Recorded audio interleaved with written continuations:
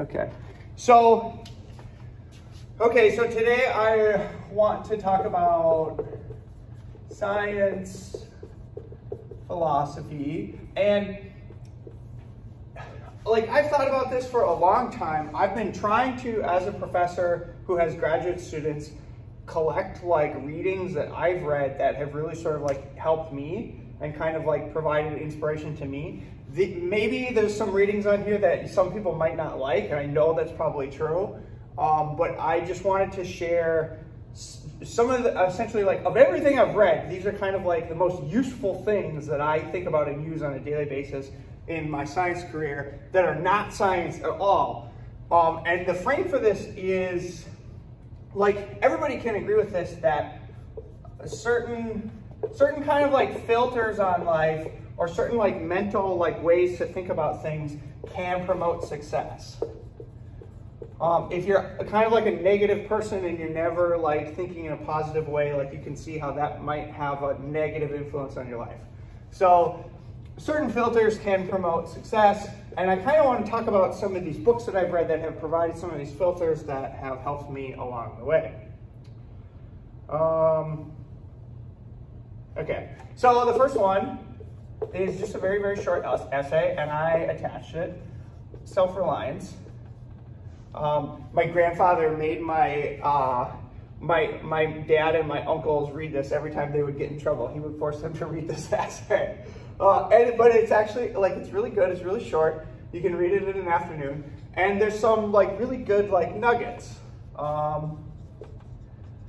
Conformity. Essentially, like, conformity is not the way to succeed. Conformity is not how you advance. And this is, like, really true for science. Like, one thing I don't like that I hear a lot in science is like, oh, the 90% of scientists agree with this, or like the vast majority of scientists believe this. That's not really what science is about. Science is about data, and what does the data suggest?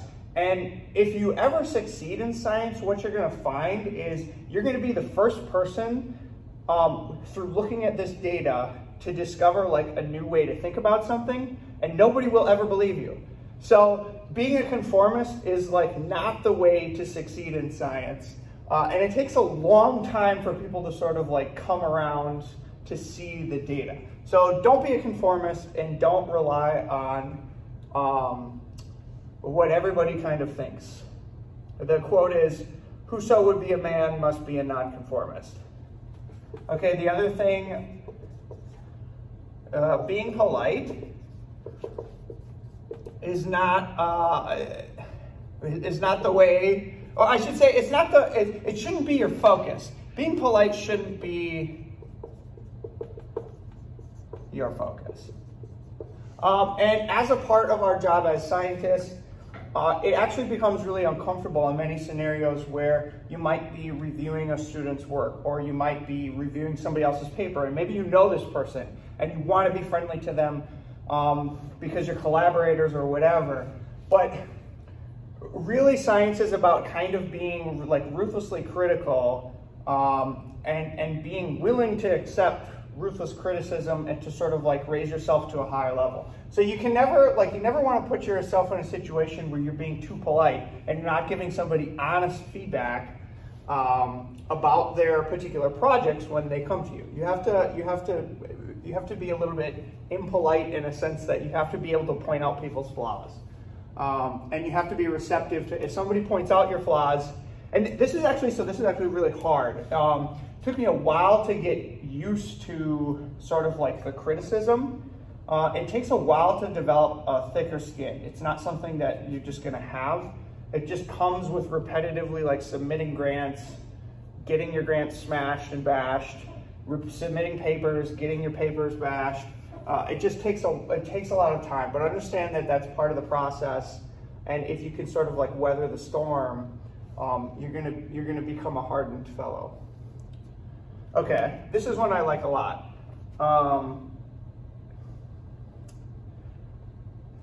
I don't know how to phrase. It's phrased well on the paper. It's too much to write. Like in terms of like an advisor. Thinking about like an advisor. In science, you're going to get paired with many advisors. You're going to come up, if you're a graduate student or as a PhD student or even as an undergraduate student research, you're going to get paired with an advisor. And many people, when you get paired with an advisor, they have like a list of like the things that they do, right? Like this advisor is good at X, Y, Z, A, B, C, D, whatever. And then they essentially like train you in these things. That's what most people do, but that's not really a good way to do it, because then you're just becoming a mimic of what your advisor is, and your advisor probably does it better than you anyway. And so then once you get to the point where you have to split from the advisor and sort of like embark on your own, you're just like not as good as them, and you don't know anything new, okay? So you have to be careful in terms of like learning from an advisor. You want to get advice from an advisor. The way that I say it to my graduate students is, here's my job. I'm kind of like a bumper, and I want to like set you off on like a direction, like a vector, like give you like a task, okay? And you start moving and exploring, and if you get too far, you know, kind of like in the wrong direction, I'll be a bumper and I'll like point you back in the right direction. But it's really your job to figure out and learn like new skills. You want to become better than your advisor. You want to become different from your advisor. You don't want to be a clone of them. So never imitate, for every great man is unique.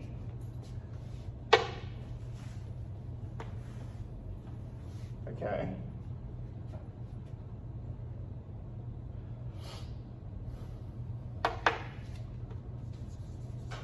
Real novel insights are acquired through observation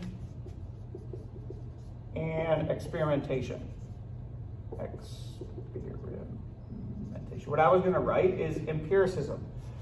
You really want to be, you want to become an empiricist. I'm going to spell this wrong. You want to become an empiricist. An empiricist is somebody who is essentially like, I'm not necessarily going to believe something unless I do an experiment myself, and I'm going to look at the data, and I'm going to do the positive control and the negative control, and I'm going to come to the conclusion that my experiment suggests. And if I can't figure it out, like, I'm not just going to necessarily take people's word for it. What I believe to be true and what's real for me are things that I can empirically test and figure out.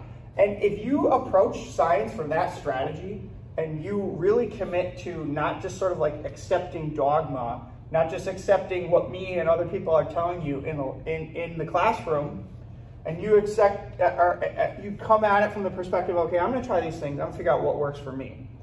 That's how you can really become kind of like an independent person, an independent investigator. You have to have that mindset. A lot of science training, I think, is deeply flawed, and this is why I don't like the labs, because you come in and we give you the protocol, and you follow the protocol, you do 1, 2, 3, 4, 5, 6, 7, 8, 9, 10, and that's how you do it. That's not ever how it works out, and that's not ever how you generate novel information. You generate novel information by always sort of like, just literally experimentation, being an empiricist, okay? Okay. And this is obvious, but you'd be surprised how rare this is, okay? Work hard. This is actually rare to find, okay? It's rare to find. And if you really want to succeed in science, there's no getting around it. You have to work harder than everybody else. And you have to acknowledge that in this field, to move up and up and up, essentially like the opportunities get narrower and narrower and narrower and narrower. And there's always somebody willing to work harder than you. So you always have to like, maybe it's a horrible way to live life, but you have to imagine in yourself, there's always somebody working harder than me, so I better work hard. Okay, so these are kind of some take-home points that I gleaned from this essay, Self-Reliance by Emerson. It's a really good essay, and I'm sure if you read it, you'll kind of, different things will pop up to you. But these are things, when I was looking back at my notes, stood out to me. Okay, next book that was really helpful to me. This is one of my favorite books, How to Fail at Almost everything can still win big. This is a really funny book. So if you've ever read the Dilbert comic, this is written by the author of the Dilbert comic. So it's a really long title, but I'll just say Still Win Big. Still Win Big by Scott Adams. Okay. And this is like a life-changing book for me. Like there's so many really, really tactical, useful points in this book. It's literally like a self-help manual, but it's like a self-help manual like how to succeed in life. And his keys to success are, amongst other things, one of the things that kind of blew my mind from this book was, one of the things he says is most important is high energy. And this is actually Warren Buffett. One of Warren Buffett has 3 criteria when you hire people. One of the criteria he looks for is high energy. But what Scott Adams talks about is, like this seems so cliche, but the idea that you should actually start taking notes. You should like think about, okay, what did I do today? What did I eat today? What was my protocol for today? Like, did I exercise? Did I do X, Y, Z, blah, blah, blah? And you should try to keep track of how that affects your energy level.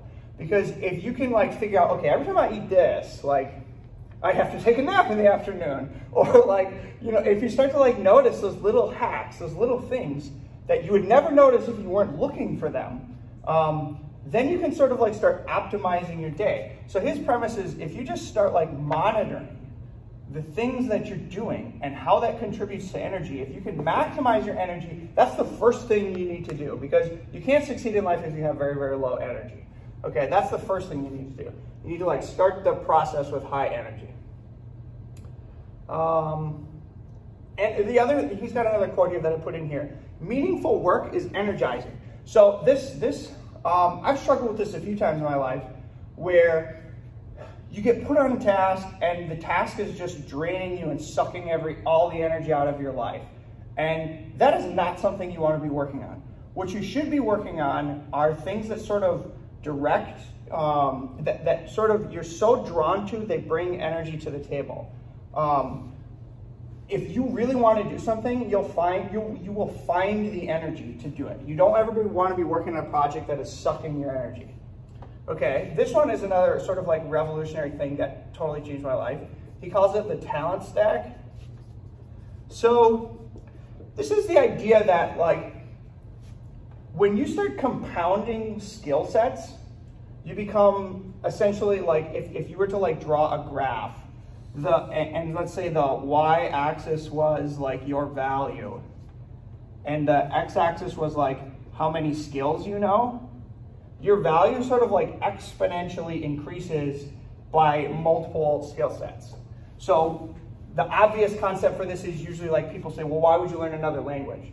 If you're bilingual and you're a computer programmer, like you're gonna make more money than if you are a computer programmer just itself, okay? So now just take this idea and start like compounding it. This is really important for science, really important, okay? If you can write grants and you can speak with authority and give really good presentations, and you're a computer programmer and you know microscopy, like you're gonna do pretty well. And as you go through science, as you move up and move to different labs and go to different advisors, you should always be thinking about what's the next item that I can add to my list of actual skills. So like when I bring you in for an interview and I say, why should I bring you here? What skills do you know? You can like list, and you can say like, I'm more valuable than other people because I know all these things. Maybe I shouldn't say it that way, but that's the premise, the talent stack. You should always be spending a little bit of your time invested in learning new skills. And I try to live my life by that. I always am trying to learn a new skill set that I can add to my stack. And what you'll find is that as you get better and better and better, the amount that you can accomplish increases. So like you can do more if you have more skills. You can just accomplish more. So that's really important. That's been really important for me. Especially like when I think of my career, like it's been, my sort of stack has been like science stuff, art stuff. Like my most popular class is my scientific illustration class. Science, art, I think I'm a compelling speaker, but maybe that's debatable. Other things like that. Okay, so that's the talent stack. That's pretty easy to understand. Here's one thing he hints at that's really important for science. I call this a different word. I call this convergence. The layman term, or like how you would think of this, is like cross-referencing. And this theme actually like comes up a lot in some of the books I've listed. It's kind of like in science we always have to deal with something that nobody knows. We have to answer a question that nobody's ever answered before. We have to do something that nobody knows how to do. How do you operate in the field of the unknown without any guidance? You're not going to have your advisor, if you get to the point where you're better, or not better, but you're beyond them, they're not going to have all the answers to your questions. You're going to start figuring out, okay, at this point in my life, they don't have the answers anymore. How do you find the answers? What you do is you search for convergence. And so like what I do when I'm writing papers or when I'm thinking about experiments, I try to ask the same question multiple ways. So imagine you have a question. If you can ask it with X method and it tells you answer Y, and you can also ask that same question with a completely different method. So maybe you do like a bioinformatics experiment and you also do like a pull down, and you find that they're giving you this same answer, but they're completely different methods. That's sort of pointing to you that it's highly likely that this answer that you've discovered in two independent processes is probably the truth. That's probably the truth. Because what are the odds that these two completely different methodologies of asking this question would give you the same answer? It's almost impossible, unless it's true. And so convergence is the idea you try to keep asking the same question in multiple different ways, and if everything is always pointing to the same answer, then you've discovered something, you've got it, okay? So he talks about that. He kind of just says like cross-referencing. His premise is that you essentially like need a filter through which you can operate in society. And his example is, one of the things you should always do is, how many smart friends do you have? You should just ask all your smart friends the same question and see if you get the same answer a couple different times. And if you do, then it's probably pointing you towards the direction of truth. Okay, another thing that he talks about that's really important is that I implement this every day. He calls it systems, not goals. So the idea is like everybody frames their self-help as like, oh, I have a goal to lose weight. I'm going to lose 10 pounds. He says that's a bad way to do it, okay? What you need is a system. You need a system to lose weight. And a system he defines as like a little piece of activity that you can do every day. Like a little piece of, if I can just do this one thing today, and I do something else tomorrow, essentially like taking baby steps every single day, you can get closer and closer to actually accomplishing goals, like actually accomplishing them rather than thinking about them. So for what this has become for me is every morning I come in and the first thing I do is I set up my checklist. And on my checklist I know, okay, I'm working on this project, I'm working on this project, and this project. And every day I look through that checklist and I say, okay, where was I yesterday? What's the next step today? What's the next step today? Blah, blah, blah, blah, blah, blah. And then I see if by the end of the day, if I can just take a little step towards each of these things, I find that over years, like over a long period of time, I actually get stuff done. So it's a system of daily activity that allows me to get stuff done. It's not a goal. It's a system that helps me actually achieve goals. Okay. And I'm probably not doing these justice. You should read the books. He's written it better than me. Okay, the final thing that's true for science that he suggests, which I totally agree with, and you'll find laced throughout all these books, is that failure, and maybe this is cliche, maybe you've heard this, failure is essential to success. And I never really even encountered failure until my PhD. And then you realize, okay, it is literally my job to fail every single day. To fail, Thomas Edison's quote is something like, if I can fail like 100 times, or maybe it was the guy who invented dynamite, Nobel. It's something like, if I can fail 100 times, then I know 100 ways it won't work, and maybe the next one it will work. It's something like that. But that's essentially like the process.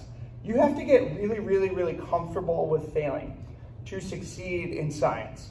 And it's kind of a negative part of the job, but if you don't know that that is a part of it, you're kind of at a disadvantage.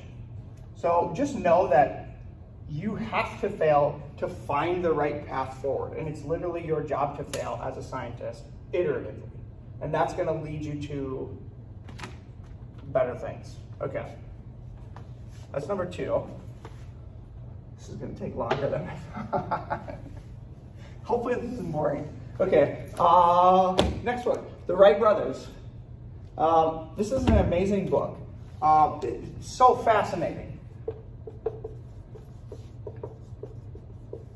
By David McCullough. And I actually listened to this on Audible, so I just listened to it on audiobook. It's a great audiobook.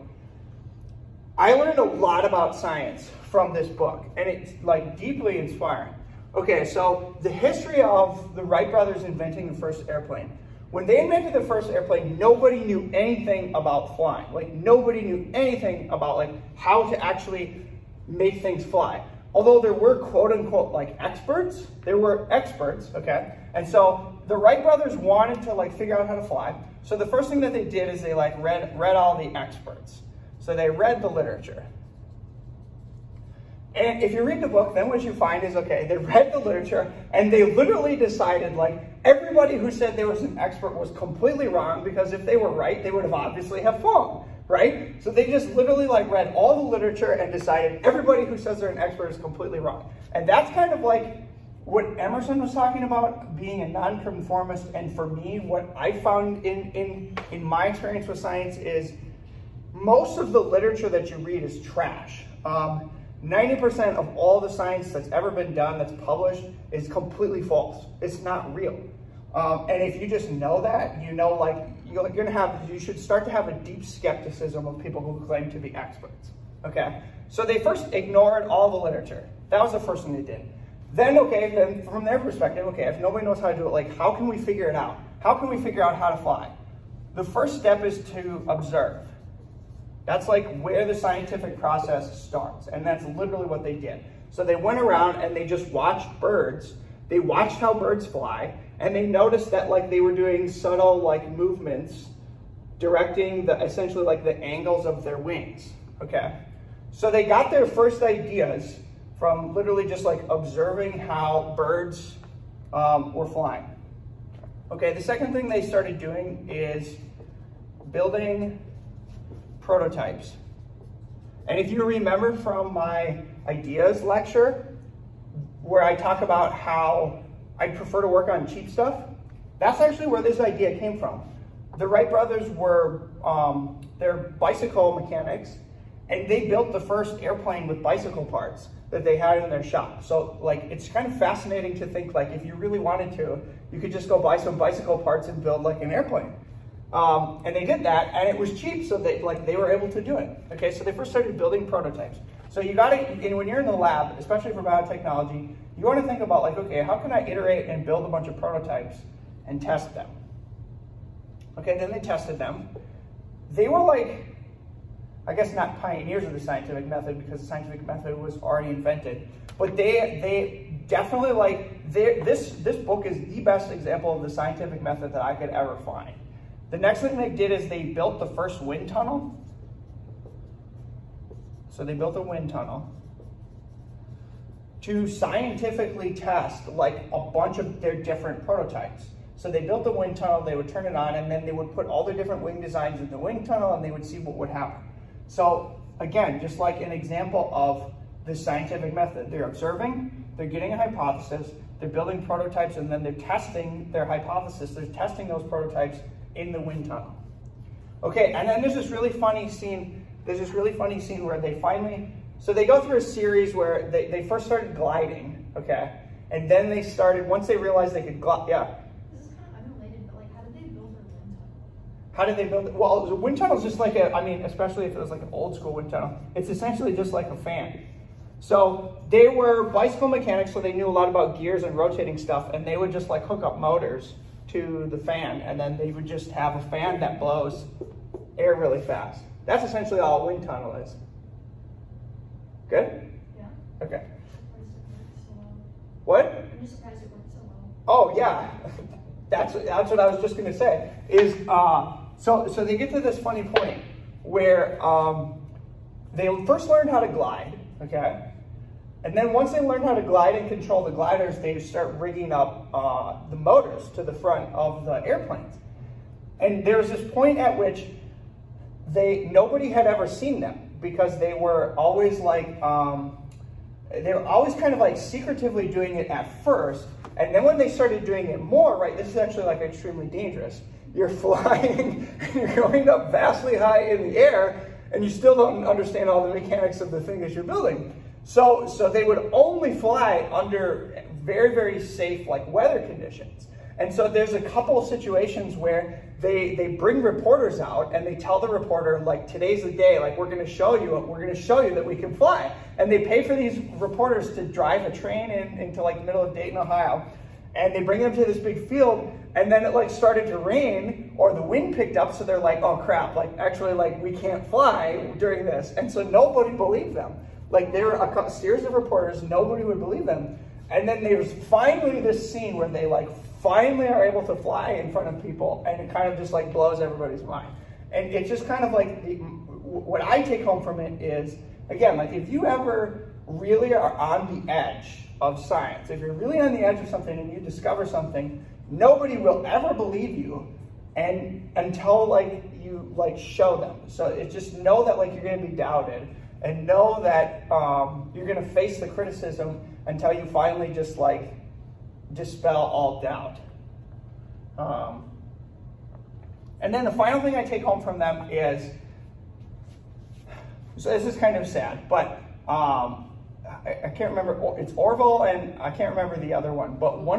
Wilbur. Yeah, Wilbur. One of them was flying in the air and like was the first one to crash. And he got like seriously injured and I think died in the crash. But the take home is like, these people were like willing to die for their idea. And I'm not saying you should be necessarily willing to die for idea, but that's the commitment that they had to like advancing their idea and their passion. That's the kind of like people who are really pushing the boundaries. Okay. I love that book. Read that book. Next one. Letters from a Stoic, Seneca.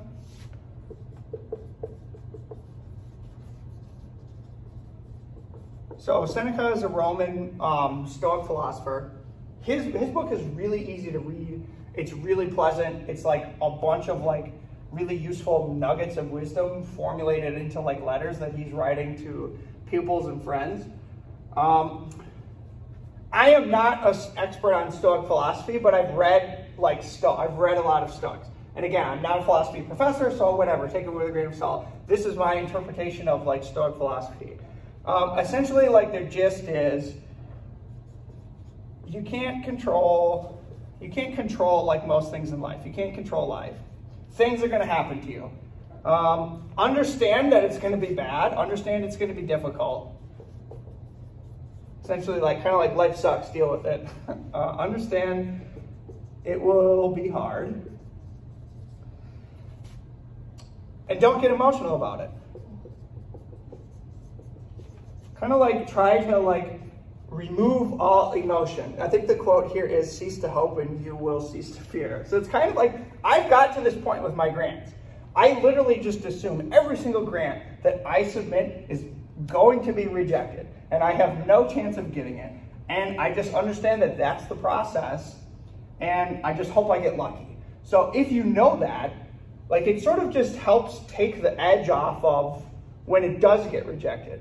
You know, like if you don't have sort of like a mental framework, and maybe it's not this, maybe it's not Stoicism, But if you don't have like a mental framework for dealing with rejection or dealing with failure in science, you will not last, because it's literally just endless failure. What about like self-fulfilling prophecy? Like if you believe something will happen, it'll happen. Oh, I actually kind of believe that. So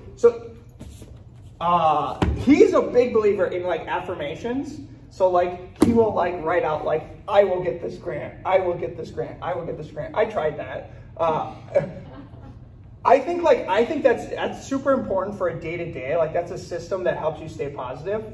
But I also think, again, my point is you have to have a mental framework that can help you deal with failure. Maybe it's not this, maybe it's that. You have to have some way that's going to help you stay positive when bad shit continuously happens over and over and over and over, because that's what we face as scientists. The other thing that's super helpful in this philosophy, which comes up later in Nietzsche, is don't run away from difficulty. You should seek it out. Seek out difficulty. Because, again, this is like hardcore Nietzschean philosophy. The hard things in life are what build character. Tony Robbins has a saying, life happens, life happens for you, not to you. And the idea is kind of like, bad stuff happens, but it's worth it because you can learn a lot and you grow the most when the most severely bad things happen to you. And in the lab, the way that this plays out in the lab is, there's always going to be sort of like one control that could literally kind of like destroy your whole experimental system. Like you're going to be you're planning out your experiments and you're going to think of, oh, shoot, if this is true, everything I've thought so far is completely false. And you're going to think, well, should I like run away from that experiment or should I do that experiment? And you should be running towards that experiment, doing those difficult experiments to get them like out of the way. And so that you're only pursuing like really, really valuable, true things. So seek out difficulty. Try to do really, really hard things. Don't run away from hard things. I feel like I'm just spouting like, I don't know. He also talks about nonconformity. He also talks about like importance of creativity. And a big thing with the Stoics and with Nietzsche, which comes later, is spend time alone. Real novel insights usually come to me when I'm either like on a walk by myself or sitting by myself like in my journal or in the shower like alone. You cannot generate novel ideas by always sort of like filling your mind with the thoughts of other people. You have to have time to spend alone in like your own mind. And that is how you're going to generate novelty in science. That's how you're going to become sort of like not the mimic of your advisor. That's how you're going to become an independent person. Spend time alone. Okay. Okay, I need more room. 10 minutes. Okay, this is the next book. This book is really good. Antifragile.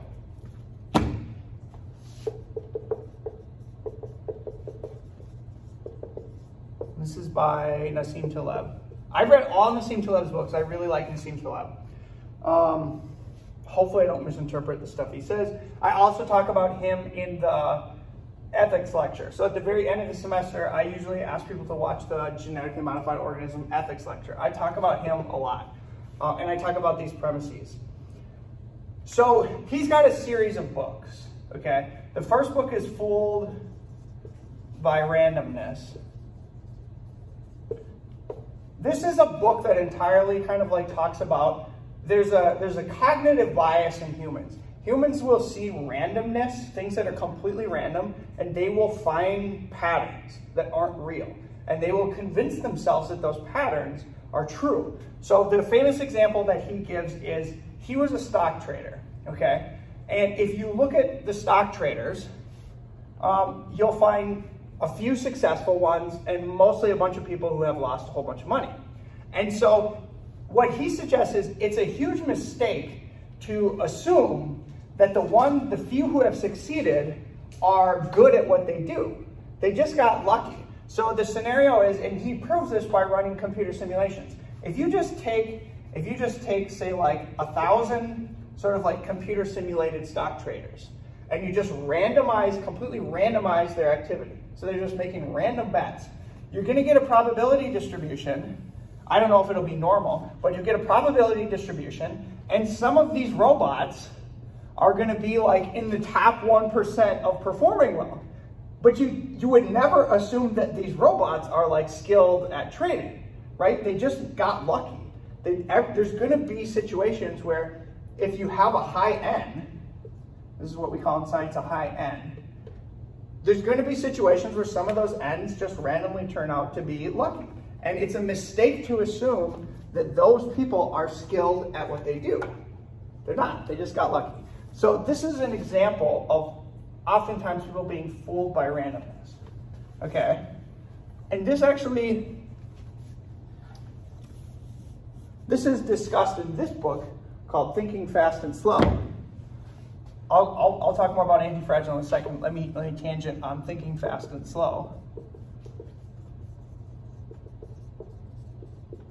So Thinking Fast and Slow is an important book by a psychologist who won a Nobel Prize, Daniel Kahneman. And what he essentially discovered is that we used to think that humans were rational, okay? But it turns out that like the way that we make decisions is very, very strange. We have kind of like two systems for making decisions. There's a fast system and there's a slow system, okay? And this one is capable of like rationality. So like if you make decisions over a long period of time and you think about things slowly, you can be rational. But most people, when they make decisions, they instantly make a decision. And what you have to understand is the human brain has a whole bunch of like heuristics. So I don't know if you know what heuristics are, but heuristics are kind of like quick like rules that usually work out well, okay? And you can call these either heuristics or Scott Adams talks about these as cognitive biases. Essentially your brain through evolution has been programmed with a whole bunch of these cognitive biases. And if you ever make a fast decision, your brain is sort of like pulling out one of these programs and you quickly make a decision based on one of these heuristics. And then later you rationalize and you think you understand why you made that decision, okay? The problem is that these heuristics are essentially like flawed and they're not the way to get to truth, okay? So essentially what Thinking Fast and Slow teaches you is the way you make decisions is horrible. You're not good at finding truth unless you like think about things like really, really slowly.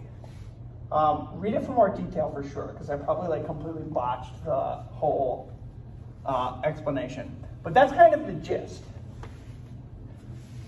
Okay, so knowing that, knowing the fact that like the way that people make decisions is not rational, that kind of also guides some of your grant writing decisions. So when people review grants, they will look at your specific aims. And I never thought this was true when I was first writing grants. I would always try to write a grant and be like, okay, think it through rationally, put the most, scientific stuff, and then I'll get the grant if it's the best. That's not how it works. When people like review grants, you're being reviewed by humans, and they take a whole bunch of these specific aims, and they look at the title of your project, and they look at your name, and at that point they've already decided, are they going to fund you or not? And then the whole rest of the grant is them rationalizing why they're either going to give you the grant or why they're not going to give you the grant. So in order to sort of like overcome the cognitive biases of your reviewers, you have to kind of know that they exist and know what they are. This is one reason why these books are helpful, in my opinion. Okay. More about Antifragile.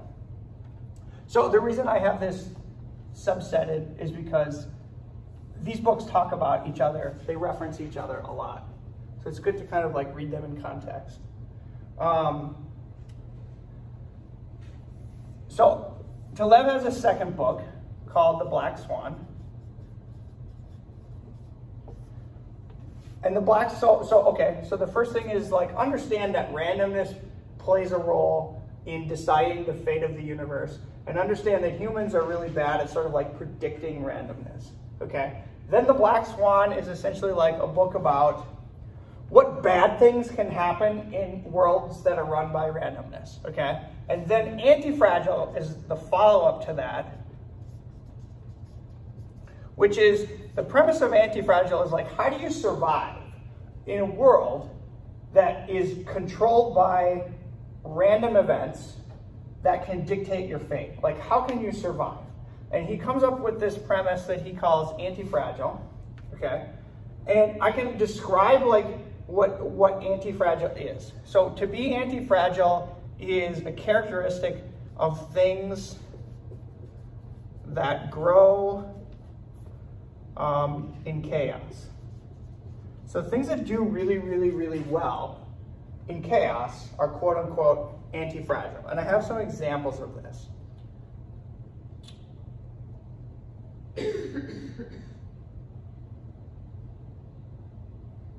Maybe I do.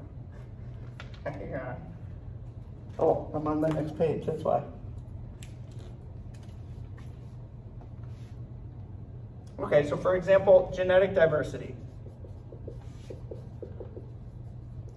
Genetic diversity is anti-fragile. Why? So imagine you have a giant population of whatever creature, organism X, and you have a lot of genetic diversity. And imagine there's a virus that comes in and invades this population, okay? If you have genetic diversity, like the coronavirus is only going to kill a certain amount of people, but it's not going to kill everyone, because some of the individuals in this population, just by random stochastic chance, are going to have variants in their alleles that are going to help them fight off the virus better, okay? So systems that have a lot of genetic diversity are anti-fragile. So the example that I specifically draw from this in the GMO lecture is, if you are so imagine you are a city, okay? Imagine you are like a city planner. You're in the Soviet Union and you need to plan out the agriculture of your states that are underneath you, okay? In one situation, you let farmers with a bunch of individual plots, you let them pick the food that they're going to grow, and you let them pick the strain that they're going to grow. So they all grow something completely different because they make different choices up to end. In the other scenario, the city planner says, corn's the way we can make the most money. We're all going to grow BT corn, okay? So we're all going to grow the same thing, BT corn, and we're going to make a bunch of money, okay? In the short term, this strategy works out pretty well, because in the short term, you'll make a bunch of money. You'll make much more than this city-state. But when the virus hits, when a virus hits 10 years down the road, it's going to hit this, and if one is susceptible to the virus, this population is completely going to go extinct. Whereas this population, because it has genetic diversity, is going to, like, a couple of these are going to die, but for the vast majority, they're going to be okay. So this is a case where this scenario is anti-fragile, okay? And this one is fragile. This one does well in situations where there's chaos, like viruses. This one does not do so well, okay? So again, the premise is, how can you organize your life when you're living in a world where you don't control all the events and things are random, and random really, really bad things can happen to you? And if you're a scientist, maybe one of the random bad things is one of your projects completely like falls apart or something like that. The best way to like set yourself up is to have a lot of diversity in your projects. So I think about, again, like this is really the best argument for quote unquote diversity. If you have sort of like ideological diversity, you're doing a whole bunch of different things, you have a whole bunch of different options, option one, option two, da da da da, and one of these falls apart, that's okay, because you got plenty of options. So you always have to be thinking like, how am I gonna be if one of these things falls apart? Maybe I didn't sell that very well, but that's that, okay. Read it, there's no word for it. Okay. We're out of time. Let's pause this.